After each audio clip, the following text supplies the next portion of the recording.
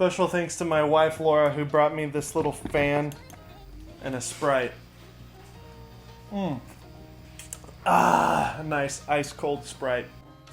Yeah, it's a little hot in here. So when it comes to setting up a 3-point interview light setup, you want to have 3 lights. One is your key, one is your fill, and one is your backlight. But what you want to do is set up your desk, set up your backdrop, all those types of things. Get that locked and loaded. Don't worry about messing with the lighting yet. Just get your camera on a tripod and get everything set up. If you're doing an interview setup, maybe a corporate interview, have somebody sit in, have like a roadie or a PA or whatever you want to call them, and have them sit in a chair while you set up your angle. Don't even think about the lighting, think about your composition, think about the overall setup, think about what lens you want to use, because those things are all very important and you can mess with the lighting later. Once you get your angle set up, once you get everything locked in, if you're shooting manual focus, you get your focus on that stand-in who's sitting in the chair, then you can start pulling out your lights. Now, typically, all you really need is, again, 3 lights. Now, the key light is going to be your brightest light source of all the lights. So whether that is at max brightness or half, the key light is really where the brightest light is coming from. This light over here, my main kind of key light, this is a Menik light that Caleb Pike recommended. I've linked everything that I'm going to be talking about down in the description. I really love this light for 2 reasons. One, it's very bright and the color accuracy is really great. But 2, it's one of those flexible lights. It's actually made of a fabric material. You can use it to wrap around and create really unique angles and perspectives. Now, the brightness of that light really depends on your ambience and on what you're trying to shoot. In my case, I have this blue kind of light coming through with the RGBs behind me. And if this key light was at maximum brightness, it would wash out the background. You wouldn't be able to see the nice blue color that's behind me. So I actually have my key light at around half brightness. And again, this Menik light is extremely bright, which is great for when I'm shooting in a room with bright windows, with daylight coming in, and you need a little bit more brightness to kind of make the ambience balance out with your key. That's where having a really bright light comes in handy. But in my case, because I'm in a dark garage with no lighting and I want to see the blue behind me, I do keep my key light a little bit lower than normal. Now, in terms of positioning with the key light, again, this is really to taste and to the style that you want to get, but typically you want to be at a 45-degree angle from your camera. So that is right off either to the right or the left of your camera, depending on the composition and depending on how you want to shoot it. Next is your fill light. Now, your fill light is typically at a medium light compared to your key. So that'd be 50 to 70% lower than your key light, if that makes any sense. And basically what the fill light does is it prevents the kind of ugly shadows. Look what happens here. Look at the right side of my face when I turn this off. Look how much darker it is. Now, it is moody. It gives you kind of a cool, edgy look. And that is something you can do if you want. But if you want that kind of basic interview lighting setup, especially if you're doing a corporate interview or even a documentary, then you are gonna want that fill light because it just helps fill in the shadows on the right side of your face. So right now I'm using the Menik, which I just talked about, and the Spekular Light system, which I really love. Check this out. So this right here is kind of the brains behind this system. Ooh, very cool. There's this amazing company called Spiffy Gear that makes this kit called the Spekular Kit. There's a bunch of different options on B&H where you can buy different kits with this setup. I have the basic Spekular interview kit, which includes 4 of these little LED panel things, and I have the extension cables that allow me to run cables between all of these different lights. Now, these lights aren't super cheap, and the reason that they're a little bit more expensive is because they do have a very high CRI rating. They're also extremely versatile, giving you different ways to mount them and different accessories that allow you to do dual setups, quadruple setups. In theory, you could use only 1 or 2 of these full interview kits, and it's really just your creativity that limits you when it comes to your lighting. Right now, I have 2 lights over here as my fill light, my backlight. So I have right now this one here kind of controlling everything, And it's really great because I can see on my screen, I'm shooting on the Olympus EM1 Mark II right now, by the way. I can see on my flip out screen that it's a little dark, so if I want to just bump that up, boom, boom, boom. Now there aren't multiple adjustment knobs on here. It only adjusts everything at once, which is going to be a problem if you want to use only this kit for everything. There are ways to modify that by using gels and adapters to kind of diffuse your light or make it a little bit darker on certain ones.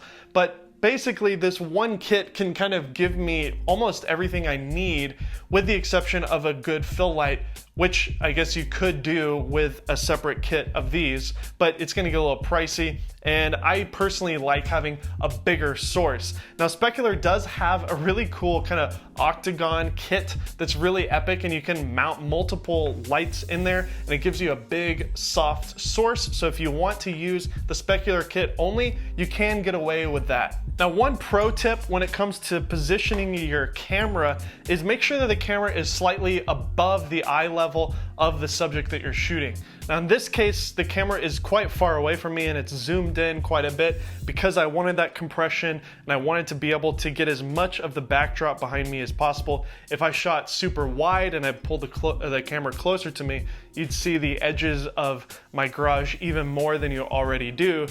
But in your case, when you're shooting an actual interview for a professional client or whatever, you want to make sure that the camera is a little bit higher than eye level. Have you ever seen those girls that like take selfies like this? They're just like way up here, like that's why. It's more flattering when you shoot from above looking down. Now, the backlight is really where you can get kind of more creative because the rules don't necessarily apply as much here. Now, typically you do want to match the color temperature of both your key and fill light, but the backlight can actually change up. You can shoot daylight, key, and fill with a tungsten backlight. I find that that looks really pleasing because it gives it a little bit more of an edge, a little bit of a color difference, so it makes the edges pop. If that's not something you're going for and you want it to look a little bit more natural, then shoot at the same color temperature as your key and fill. But with the backlight, you want to typically use diffusion, and you want to shoot it at even a lower setting than your fill light. Now again, these are just kind of the standard practices when it comes to a 3-point lighting setup, but I do have some really cool RGB lights, which is kind of a new technology that's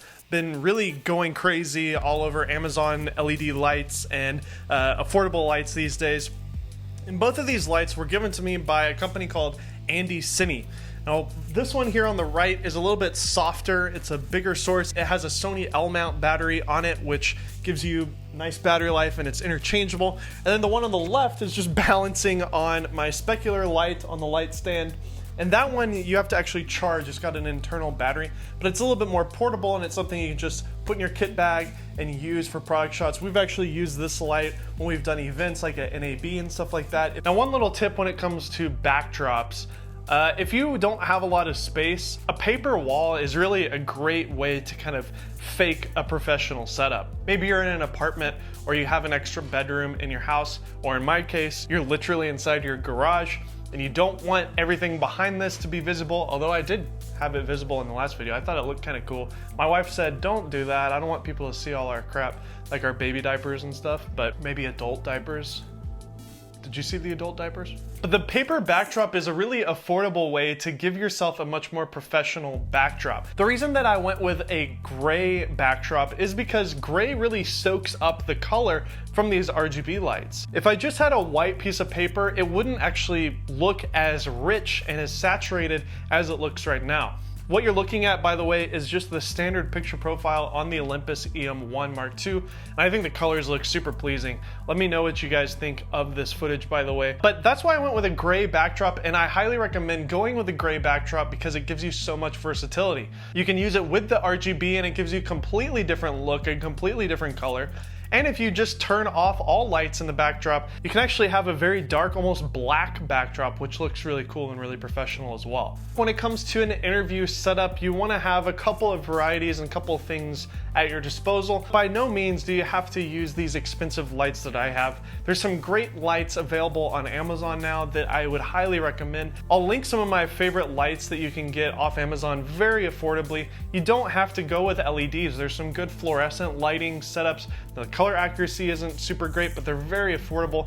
And you can do the same thing. You could have 2 or 3 fluorescent bulbs as your key light, 1 as your fill, and then 1 as your backlight. And for like 50 bucks, you can have a full light kit for a basic interview. You can slowly upgrade to these LEDs. There are very affordable options, and as this technology progresses, it continues to get cheaper and cheaper. Over the last year and a half that Kinotika has been around, we've been playing with different light setups in our studio, and it's kind of shifted and changed, but these basics of a key, a fill, and a backlight have never changed. The RGBs may change, the backdrop may change, you know, the kind of detail lights that you put in your set can change, but the basic mechanics of a 3-point interview lighting setup are very important to know as a filmmaker, and I hope that this video taught you a little bit about how to just do a basic lighting setup and make it look professional. Like I mentioned earlier, I'm going to be doing an EM1 Mark II review. We're going to be doing a Nikon Z6 review, hopefully next month as well in July, and I've still got to post my first look video of the Hasselblad X1D.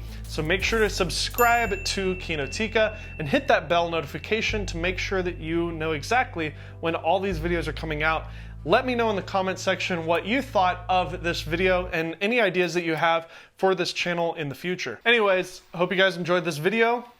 I'm Dave Mays. See you next time.